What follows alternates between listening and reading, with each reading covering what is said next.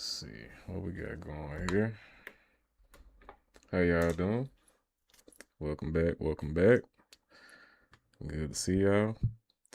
Tonight we'll be talking about Trump's corruption, of course, and I'll be getting these call-ins going. If there's any conservative Republicans, any MAGA Republicans, or anything like that, y'all love to drop in my chat. Please give me a call in. I'm gonna have the phone number up there in a second.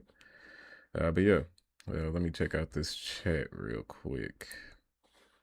See what we got going here. YouTube chat. Samuel Reyes, what's up? Lord Naraku. The San Antonio Spurs return to the NBA. Oh, so the Spurs won. I think Wemby is a little overhyped, honestly. That's my opinion, but I think he's a little overhyped. I think he's way too big, and he is going to be injury prone throughout his career. But that's just my opinion. I mean, I hope he does get a ring. It looks like he might get his first ring, so congratulations to that young guy. But yeah, let's get into this political stuff. As I said before, Donald Trump is more corrupt than Biden. Always has been. But yeah, you see the phone number up there on the screen. If you want, well, let me go ahead and drop that in the chat. As a matter of fact, see if I can do that real quick, fast.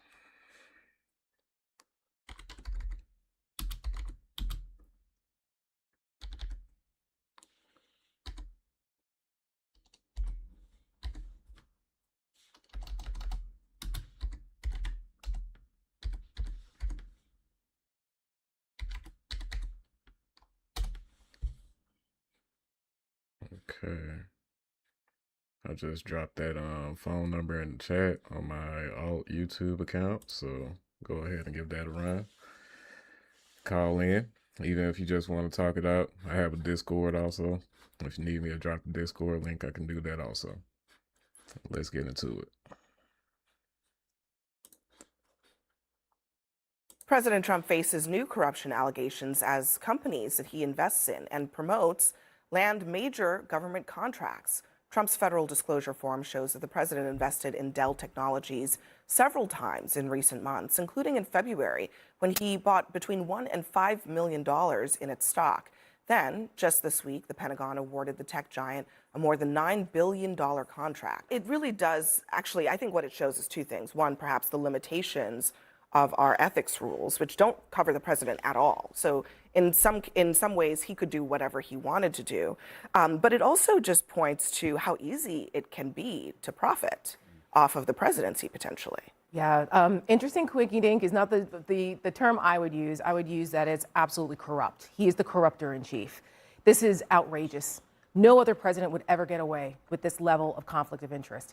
Now, not only exactly, and if this president wasn't surrounded by yes men, I think it would be a different case. But this president has surrounded himself with a bunch of yes men, so there's nobody to tell him no, and nobody to stop him from doing things like filling his own pockets. I mean, I think he's went up over a couple $2 billion at this point.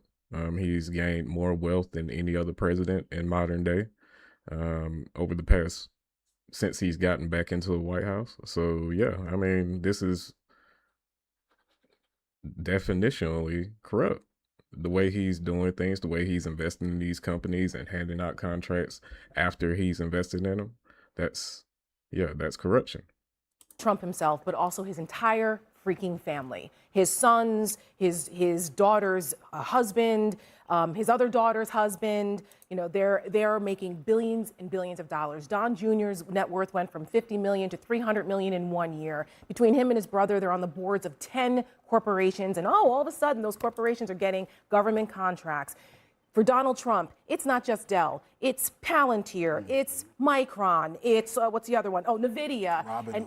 Robinhood. Oh, Polymarket. Kalshi. The Trump sons have, Trump Jr. has his capital fund. It's investing in World Liberty Financial. That's right. The latest deal. This is crazy. And it's crazy how when Donald Trump got into the White House, we started seeing more of these companies pop up in ads and different areas of social media and whatnot, especially Kalshi and Polymarket. Donald Trump Jr., I believe, is the one that's on the board for Kalshi and Polymarket, both, I think. So yeah, I think it's sad that we have a administration and a political family that's making billions of dollars. Now, if you want to complain about Hunter Biden, by all means do so. But with Hunter Biden, I think we were talking about millions, but the Trumps are making billions. And nobody is saying a thing. Involving a Trump son invested business. The reporting actually from ProPublica is that the White House intervened to help get a $620 million deal for this company tied to Don Jr. Let me just play what the reporter who'd worked on that story said about how this all went down. Peter Navarro originally pushed this deal to the Pentagon. And the thinking within the division of the Pentagon that handles these kinds of loans was the call came from the White House, we have to get this done. And what we learned is that 3 months after Don Jr.'s firm invested in this small North Carolina startup, the Defense Department went in and gave this company a record-breaking loan. We're talking about potentially hundreds of millions of dollars if all conditions are met. That's sad. You, just you, building your app on Base 44. So just two quick things, and then Harrison, I'd like you to explain not just how this looks, but what it is. The president's eldest son say that he wasn't involved. The Pentagon says that they had no role in setting the deal. And then Peter Navarro has denied this. He calls it fake news on steroids, just total BS.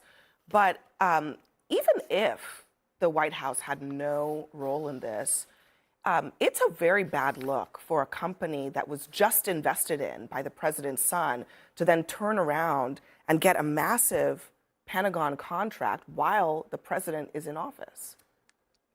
I mean, at this point, the president's son doesn't have to be involved. All they know is that the president's son invested in this company, and this same company is asking for a government contract. And that company actually got the government contract. The White House had to intervene to give that company that contract.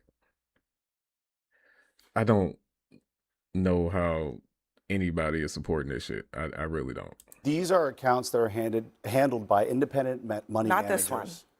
I'm talking about his overall. I'm talking about the Don Jr. thing. That's I don't know not enough about that's, that. That's not and the timing managed of it. by an independent anything. It's Don Jr.'s investment fund investing in a business, and then a few months later, that business getting a major Pentagon contract. $620 million contract. The contract process in Washington is a complicated one.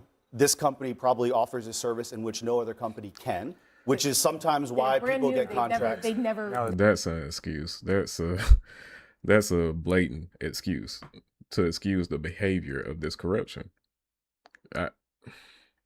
It's fucking crazy. Done anything They didn't like bid this out. The before. overall claim in which you made, which the Trump family somehow is enriching themselves Not off somehow, of, they are. off of office. They This is are. a family that has almost witnessed their father get shot in the face. Oh, that doesn't This have is a anything to family do with that this. just uncovered really digging. a plot. That doesn't have kill Ivanka that doesn't Trump. have anything to do This with is it. a family who's So just because he's almost gotten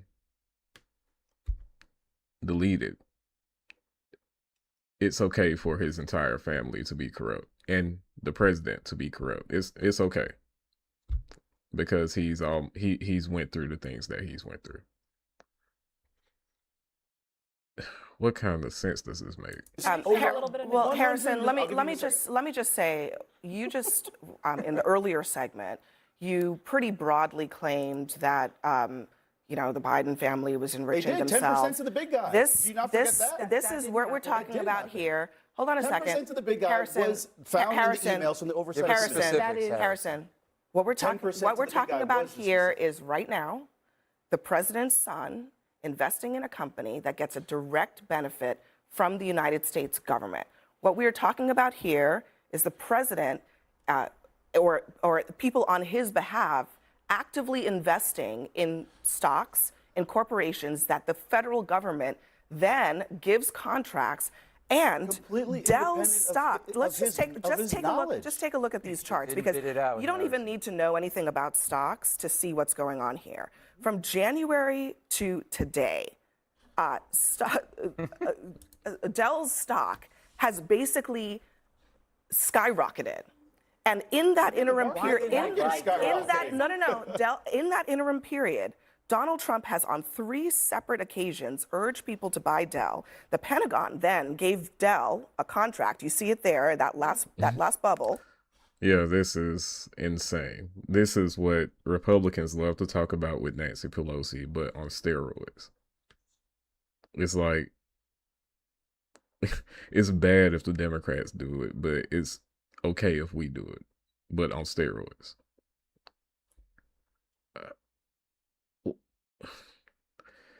What happened to draining the swamp?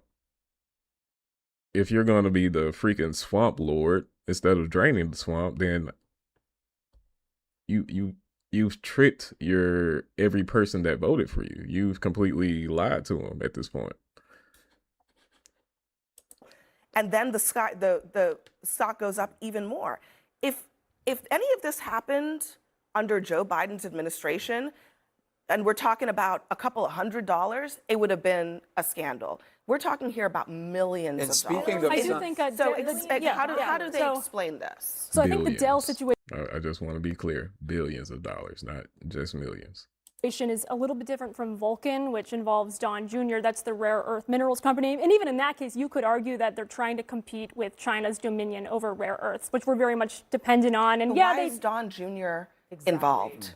You know, because I think that even he's if involved it's, in a lot of businesses. yeah, but businessman. listen, But I hear you. why I hear is you. the I don't like the president's appearance son of cronyism. involved in businesses don't that like- have direct business with the federal government that his father runs? I don't like the appearance of cronyism either, which is why I think they should have explained to the public why. It's not the appearance of cronyism. It's the actual actions of cronyism. It's cronyism in actuality. It's I don't know how else to put it. Like, this is what you call cronyism. It's not the appearance. Like, these news outlets, mainstream media love to downplay this shit, but honestly, this dude is filling his pockets while he's still in the White House. He's going to be one of the richest people on the planet by the time he leaves this White House. He's going to have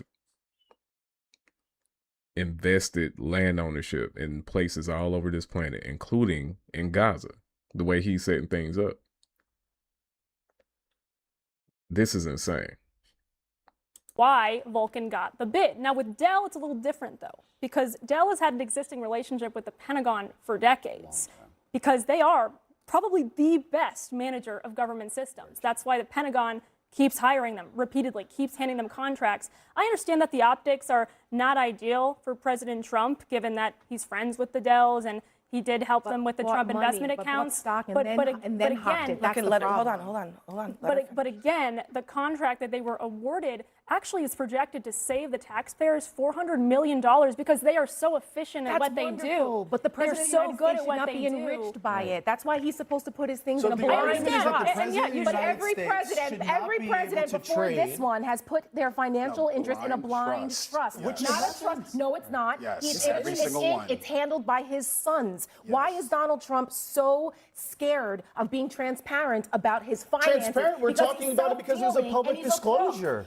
No, Also, what about- 3,700 trades later, what something about you this? can You can't see You his can't stock argue trades. it's not transparent and then Well, talking no, about the If transparency this of the were report. Hunter Biden, And it you'd be was. going berserk And it right was. now. No, Yeah. It it's literally not. was. It's not. What It- this is This is not comparable to Hunter Biden, and it's nowhere near the level that anywhere that Burisma and that whole little save 10% for the big guy. We're talking about saving 10% of like a couple $1 million for Joe Biden, potentially.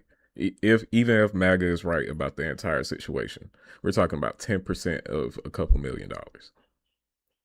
What we're talking about here is the Trump family getting billions, accumulating billions of dollars over just a couple years. This is crazy.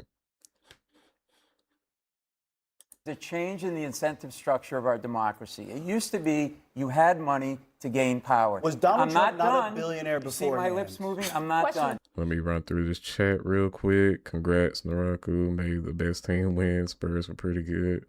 Yeah, the Spurs, they showing out. Wemby, he's a good one. I mean, I ain't gonna lie. Wemby is a good player. I just worry that he's so big and he moves so fast, he's not gonna last too long. I mean, I would love to see him, outshine LeBron. I've been one of the biggest LeBron haters. I'm a D Wade fan personally myself, but yeah, I just think the way he's built, his frame, and his potential and ability to move fast and cut fast, he's not gonna last too long. Trump is an outsider, scared of the establishment so bad that they tried to arrest him and murder him multiple times. Even fooled half the nation into thinking he was the bad one. Okay, I'm not sure what you're going with that, but thanks for commenting, I guess. Now, I remember this guy. Now, it's gain power to make money. So personally, Harrison, I'd be better with you just going, yeah, it kind of smells bad. I'm with you. Instead of trying to tell me that this cup isn't blue. When you actually care about members enriching themselves and utter the words Nancy Pelosi, who entered Congress in the 80s, not a millionaire, worth now $500 should go back to, like, billion. Andrew Jackson for Ilhan references. Omar, not a millionaire before she entered and her Congress. husband's Now How she's about Attila the about Hun? $30 He was a million bad guy. Use richer him as a today. reference. Okay. So if there's going to be a double standard here, fine. I But think we apply hold it on, across the board. if we hold want on to a have second. agreement at the But table, yeah, because I think that's hang the on, goal. but hang on a second.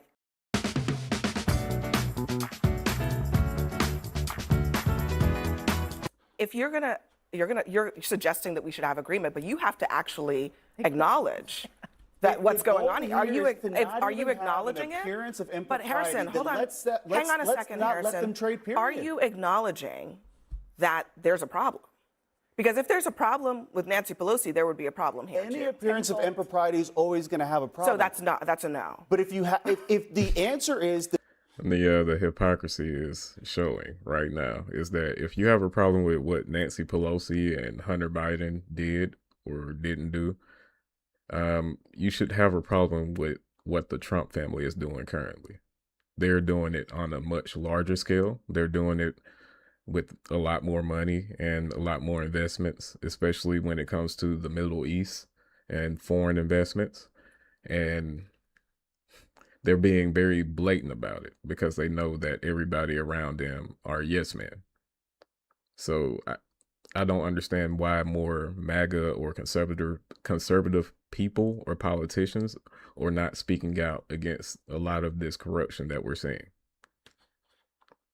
the Trump family needs to shutter all business operations and not be able to engage in any form of business, then just say that. about no but let's foreign just have an business that honest their conversation father of is what's involved actually in? happening. $1.4 billion.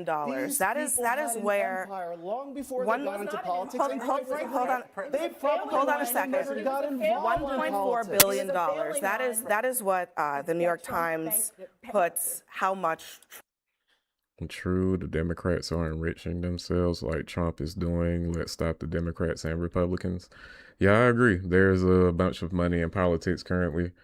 I believe that we need to, as a people in America, it should be one of our number one goals to get money out of our political system, especially corporate dollars, especially PAC dollars, and all those different ways that, these political campaigns use to kind of get around what's some of the rules that's already there. I think getting money out of politics will solve a lot of things, but that's just the beginning. Yeah. Times puts how much Trump has profited thus far from the presidency. There's no question. You can look at his net worth. How much? That is $1.4 billion since he's been back in the White House. That is crazy. I don't even think Biden got anywhere near close to $1 billion in 4 years in wealth gain. That's crazy, y'all. Like, I don't understand. I don't know. Maybe y'all like that shit. Don't let any establishment Republicans elect someone who has no experience in politics but will aim for transparency.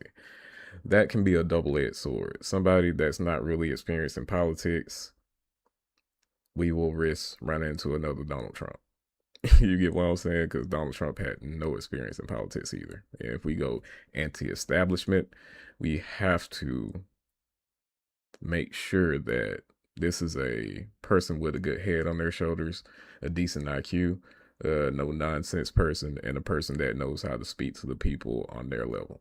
That's one thing that Donald Trump was able to do, is speak to the people that he was aiming for on their level. Yeah. Much it has increased dramatically. decreased just over time. in the time that he has been president. You only talk about It has, the yeah, decreases. because it has increased. Yes, In the has last also year decreased. alone, President Trump has made more money than he made in his entire life. that's right. And look, Whoa. I He's made more money in the past year than he has in his entire life. What? That's crazy. Like, he's I mean, he's rolling in the dough off of our tax dollars, off of being the president. Yes, he doesn't have to collect his salary because he's making more money than he ever has.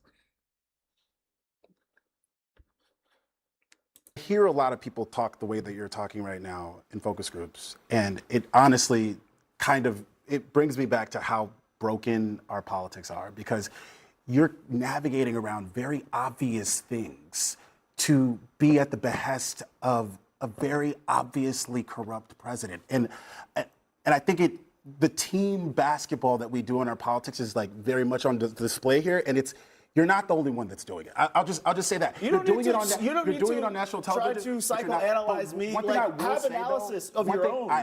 Let's do that. My analysis is that we are What's the currently point? in the middle of the biggest upward transition of wealth from the working class to the 1%. That the country is. Hold up, one second. That we've ever seen, and those things don't happen on accident. Those things happen specifically because of what we're talking about at. Yeah, the wealth gap is still growing on a major scale, and Donald Trump is not doing anything to help that. I don't think he's going to help that at all before he even leaves the White House. But yeah, I mean, this guy's corrupt. If there's any other conservative Republicans or anything like that, please give me a call in. I am going to pull up this next video, and then I might call it a night, y'all, because I got some other things I got to work on. Let's see here.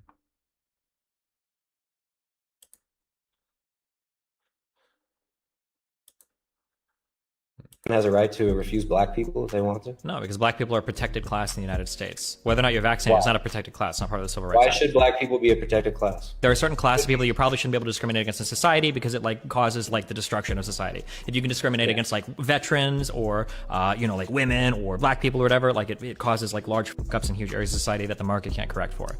Do you think that it's okay to discriminate against some people in society? Yeah, we discriminate all the time against all sorts of people for a variety of reasons. Yeah. For instance, when I go to McDonald's, I'm discriminated against trying to go into the play place. They won't let me in because I'm too old. But not black people. That's not. I think black people are allowed at McDonald's. Yeah. But it's okay to deny unvaccinated people, perhaps. You're using this word discriminate. I don't know if you know what it means, right? So, for instance, if somebody comes into your store naked, you can discriminate against naked people. We discriminate against who can drive. If you're 4 years old, you can't drive. There's some level of age discrimination there, right? But when it comes to renting places to people, or when it comes to hiring people or letting people in places of business, there are sexual identities are protected. There are racial identities are protected. Veteran status, I think familial status. If all the corporations decided, the stakeholders decided that it's okay to shareholders, not stakeholders. Go ahead. If the stakeholders determined, meaning I guess you're a part of that because you believe you're a stakeholder. But the stakeholders don't make decisions right now. Shareholders of corporations do. You're using the word incorrectly because you don't know what it means. Yeah, go ahead. No, I did. I do know what you that didn't. means. I asked you and Andy to define it. You couldn't, but go ahead. How do we determine who it's okay to discriminate against? I mean, morally, you see, does it serve the interests of society or not? So, for instance, in some cases, age discrimination is good. 4-year-olds probably shouldn't be allowed to drink. In other cases, age discrimination might be bad. I don't want to rent this apartment to somebody that's 60 years old. I don't like old people. That's probably bad, right? And then whatever our moral code is there, we agree on that societally, and then we codify it into law. And that's the mental lapse that a lot of conservatives have a hard time understanding when comparing different things. Like this guy tried to compare a vaccination status, try to compare that to race. Some of these arguments that a lot of these conservatives or MAGA people try to put out there just leaves me dumbfounded. Like, I don't understand why they even try to make some of these comparisons that they do. It's weird.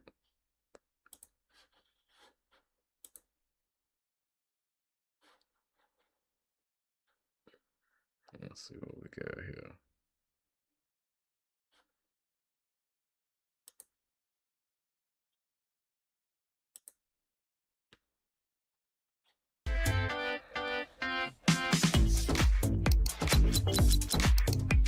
Should be allowed to use their free speech. Yeah, let's go with Yondon Reacts. I fucks with this guy. He's a young dude, and he's been talking about politics lately. Ever since Donald Trump got back in the White House, he's been focusing on politics, and he's been locking in on some good content lately. Through direct contributions, there are still some loopholes. Individual contribution limits are $7,000. Okay. But there is a very popular workaround called a joint fundraising committee. Not to be confused with my fellow broke dorm room friends back in college who went by the same name. These allow a single donor to write one enormous check that gets split across a candidate, a national party, and multiple state parties all at once, filling up the limits across all of these categories in a single transaction. In the 2024 cycle, a single donor could legally contribute over $800,000 through one of these arrangements. It's not great, but this alone is far from the biggest reason why money in politics has gotten so out of control. The $7,000 cap only applies to direct contributions, and even with a multiple six-figure workaround, this money pales in comparison to what is now being contributed very openly by wealthy individuals through super PACs, which have no cap at all. Right. Now, PACs, or political action committees, are organizations that can support a specific interest like a political campaign, and were really just meant as a way for supporters to organize and make their voices collectively heard. Right. Regular PACs also have limits on how much they are allowed to spend. Super PACs are technically distinct from regular PACs. Legally, they aren't actually technically PACs at all. Instead, they are officially classified as independent expenditure-only committees, which might sound like nerdy legal technicalities, but it means that they can take in unlimited amounts of money and spend unlimited amounts of money on any issue they see fit, including the election of individuals or the passing of specific laws. This freedom to spend all they want comes on the one specific condition that they do not directly coordinate with the political campaign that they are supporting. Wow, that's a big loophole, that you can spend unlimited money on a political party or a campaign as long as you don't coordinate directly with said campaign or party.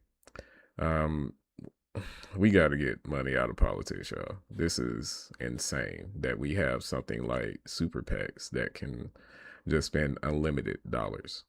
And it's a way for the super rich and these billionaires to pretty much get whoever they want in the White House or in political office, as we've seen just recently. And even this lowest of bars gets pretty openly ignored. These were the groups that were enabled by the Citizens United ruling in 2010, which established that political spending is protected free speech under the First Amendment. The idea is that people with specific political concerns should be allowed to use their free speech to push a political agenda. Yeah, but money is not speech. We know money talks, but money in of itself is not speech. And by the way, freedom of speech, this right is supposed to protect you in regards to criticizing the government, being able to speak openly your positions when it comes to politics without worrying that you're going to be thrown into prison. This is very different than literally influencing an election by just dumping a fuck ton of money into campaigning or helping them to campaign. And you already know, yeah, supposedly they're not coordinating with various campaigns, right? Oh, so the super PAC that's trying to help to get Trump elected is not working with Trump's actual official campaign team. However, you can bet your bottom dollar that they know each other, bro. Communication is happening, right? He's got his people in those fucking on those fucking teams, bro. It gots to be. Artlist Studio is here, and it has controls built with video creators in mind, so you can intuitively direct. Spending is part of that free speech, but to avoid it becoming just an end-around campaign finance limits. Like, you really think they're like, okay, so here's a super PAC that is willing to spend $100 million in support of you, and then you're like, oh, okay, let's get on the phone with them, and then they're like, well, technically you're not supposed to communicate with them. You think they just go, shucks, all right. No. Fuck no. There should be no direct coordination with the campaign itself. This is broken pretty regularly, and to nobody's surprise, pretty flagrantly too. Elon Musk donated roughly $239 million to America PAC in 2024 to support Donald Trump's presidential campaign, making it one of the largest super PAC operations in history. Truly evil man, Elon Musk is. And the no cooperation rule was... I mean, look at this bullshit, man. He's literally on the stage. The FEC actually issued a ruling that allowed super PACs to coordinate directly with campaigns on door-to-door canvassing operations. This is insane. Yeah, let's do whatever we can to elect any politician to office that agrees to get money out of politics, to change whatever Supreme Court decision was made that decided that money is political voice or political speech. This is insane. Like, for somebody like Elon Musk to be this invested in our president, and just within a month, I think, of him getting into the White House, Elon Musk with the president was in front of the White House with a fucking Tesla, pretty much having a Tesla commercial. But y'all say this guy not corrupt. This is the richest man on the planet. He paid for this president to get back into the White House. He paid these people to vote for this president. And he reaped all the benefits. He got all our information. He ran that Doge operation. He got all our information. He got to run the whole ad campaign in front of the White House, built and upkept with our tax dollars. Like, I don't know. That shit crazy. Which America PAC immediately took advantage of. The campaign's own political director publicly credited Musk's operation with conserving campaign funds by outsourcing field operations to the super PAC, which allowed Trump's campaign to redirect money into ad spending. Wow. Now, spending money on ads alone is obviously a big deal that can move elections. Even here on YouTube, the amount of money we make on the platform before major federal elections increases significantly because of how much is being spent on endless campaign ads. Definitely. But these messages don't actually require that much coordination. The formula for political ads isn't exactly that hard to reverse engineer. Say bad things about the other guy and nice things about your guy. Which means in this space, most super PACs find it a lot easier to keep their legally mandated safe distance. But it's also not the only place where they spend their money. Data collection and processing is a huge part of modern political campaigns. It's also really expensive and a lot harder to hand over without crossing the line of direct collaboration. But even here, there are plenty of groups that, bend these rules. When J.D. Vance was first running for senator in my home state of Ohio, he was heavily supported by one of Peter Thiel's super PACs named Protect Ohio Valley. Fucking that guy, Peter Thiel. It turns out Thiel has a thing for spending lots of money to collect data on potential voters. Anyway, the only problem was he couldn't just hand that data over to Vance's campaign without it breaking the arm's distance rule of super PACs. So instead, they just uploaded the data to an obscure blog for his campaign team to stumble upon with the hope that nobody else would find it tucked away in an obscure corner of the internet.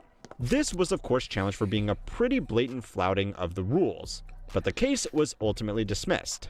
Now, of course, hopefully it should go without saying that this happens just as much on both sides of the aisle. Yeah, that's what I was about to say. I'm pretty sure this happens on both sides. That, there's bending of the rules here and there. but it needs to stop, especially all of this billionaire shadow work happening in the background of each political campaign. Billionaires and billionaire entities and PACs on both sides kind of pulling the strings more than any individual citizen could. That's not how our country is supposed to be. Democratic-aligned super PACs spent comparable amounts in 2024. Future Forward, a pro-Harris super PAC, raised over $700 million, and their coordination was probably a little bit too close for the spirit of these rules. Well, we know both parties are doing this fucking shit, bro. We know this is the problem. This is why we don't say, oh, this is only a Republican problem. We say this needs to get out of politics in general because it's holding back both sides, definitely. Facts.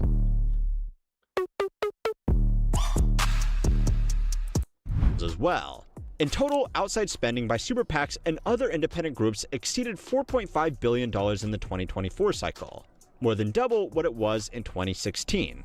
Collectively, super PACs alongside direct campaign finance is likely to exceed $10 billion at the federal level this year. Jesus, man. It's not great, but at least we know it's actually happening. Because, well, the money we can actually see is far from the biggest problem. Right. So it's time to learn how money works to find out And just you gotta think, man, these companies are not spending billions of dollars to make millions of dollars. They're not trying to make a loss. They're making profits. Exactly. They're not spending all this money for nothing. They're not investing in all these political campaigns and all these politicians for nothing. They're getting their return. they're getting a ROI, their return on investment. They are. And so you just might not always see it. But they're getting their return on investment. I guarantee you that. Oh, God only knows how much money they're able to generate as a result of donating all this money. It's insane. how deep this goes, why even the most aggressive campaign finance reform probably can't fix it, and why nobody really seems to want to try. Okay. So campaign donations and super PACs are really just scratching the surface of these issues. Okay. The problem is that when you look deeper, it gets much worse. Right. The first level down is what is, not at all sinisterly, known as dark money.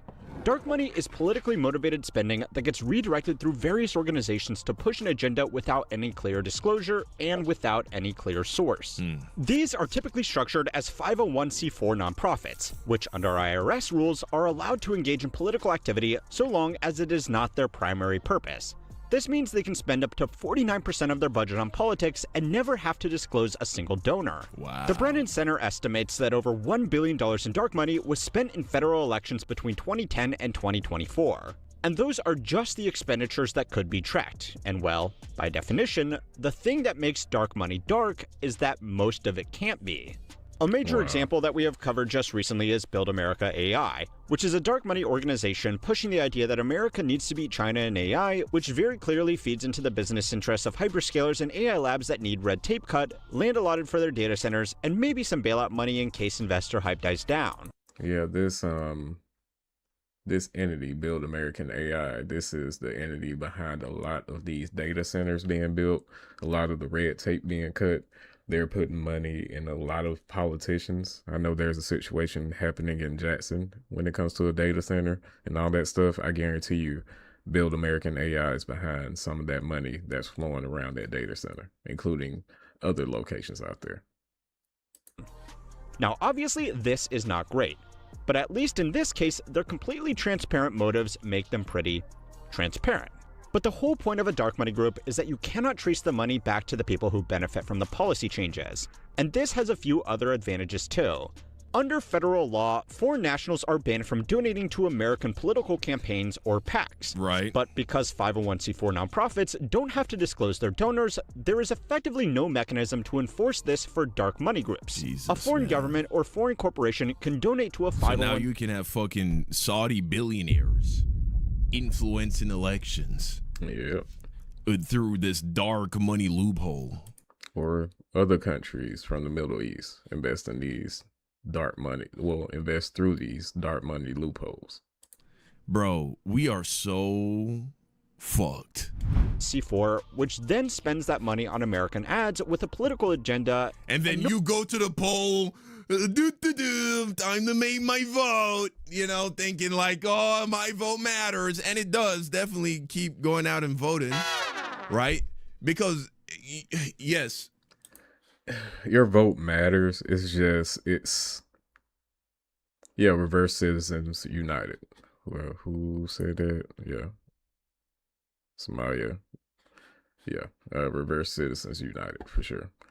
But yeah, your vote still matters. It's just that these billionaires that invest into the political system in these political campaigns, these billionaires make it very tough to get to the truth of some of these politicians, especially when you have all of these PACs investing in one specific politician, and that's the only face that you see throughout a political campaign. It happens all of the time, and you know, the average American citizen's attention span is not that wide when it comes to political stuff. People are not paying that much attention, and the little that they do get from politics is specifically from things like commercials or little things that pop up on social media. Maybe somebody goes viral, and things like that lead to traction in the political campaign. And to get that spot on social media or on commercials or ads, you have to pay money for it. And the person with the highest pocketbook or the biggest pocketbook gets that spot first. And that's been the way political campaigns have been for a while. Is anybody vulnerable to propaganda? Surely. However, the people that this works the most effectively on are the people who are the most uninformed, right? And that's who they're targeting, which is most of the country, unfortunately.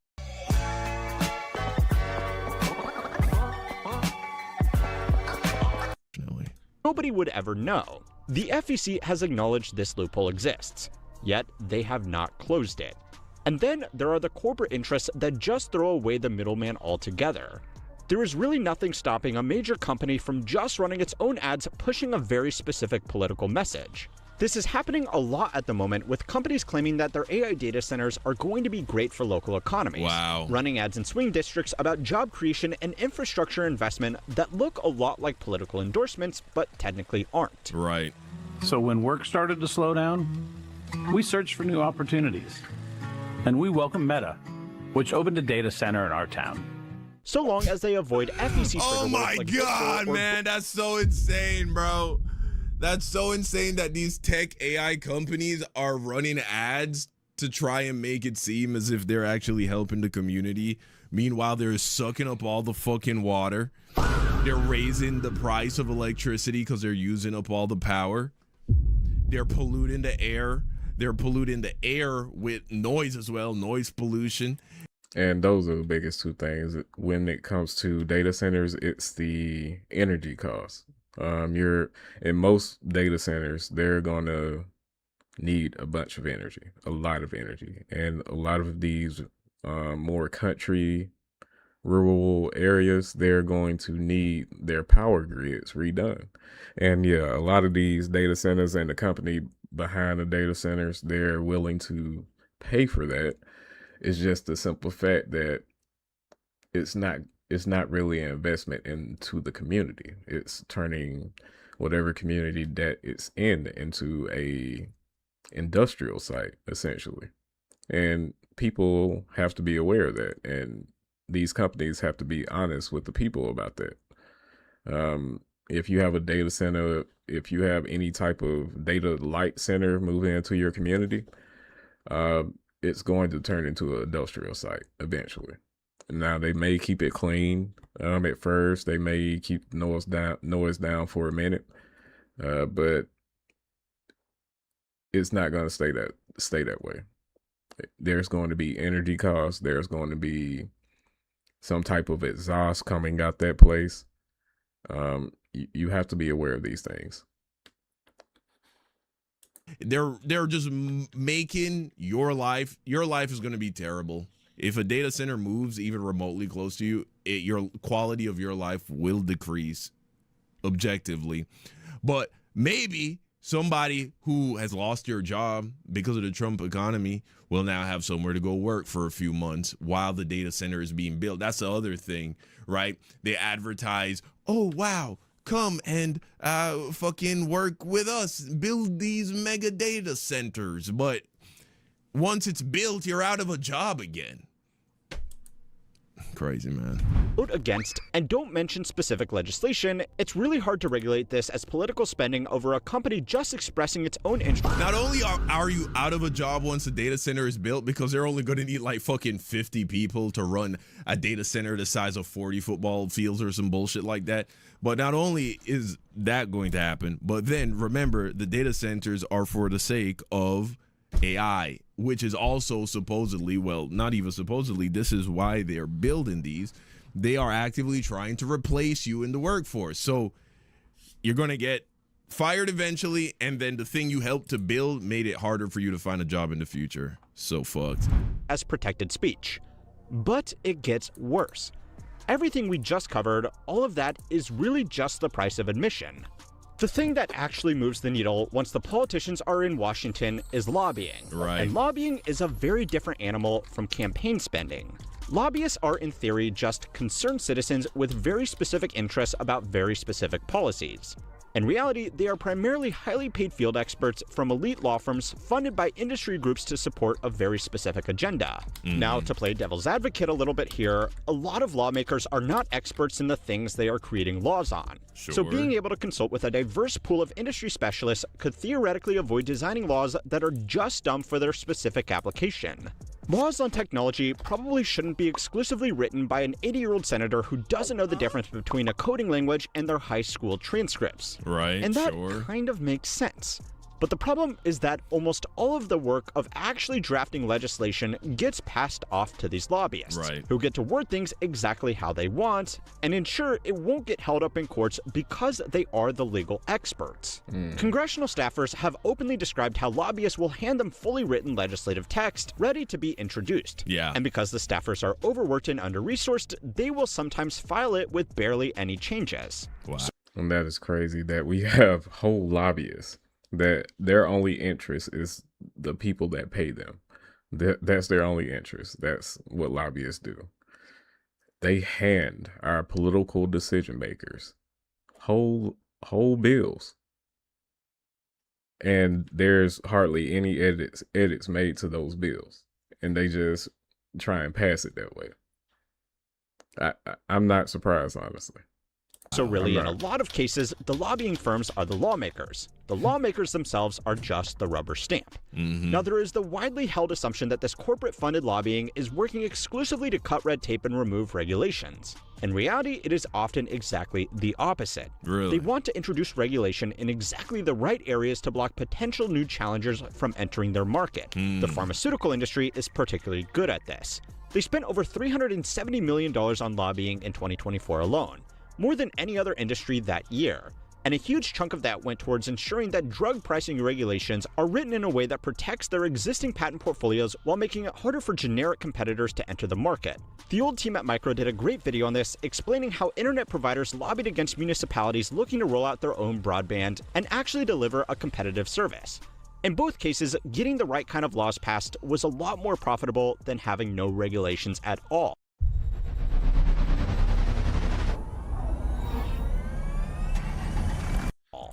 There are now over 14,000 registered lobbyists in Washington alone, which by the way, completely contradicts this idea of a free market, a free and open market. These companies, they become wealthy, and then through lobbying, they help to pass policies that shut out competitors. It's so sick. It's not really capitalism. It's oligarchy. It really is. It's a crony type of perversion of capitalism. That's what that is. It's unregulated capitalism run amok, where it's pretty much running politics at this point.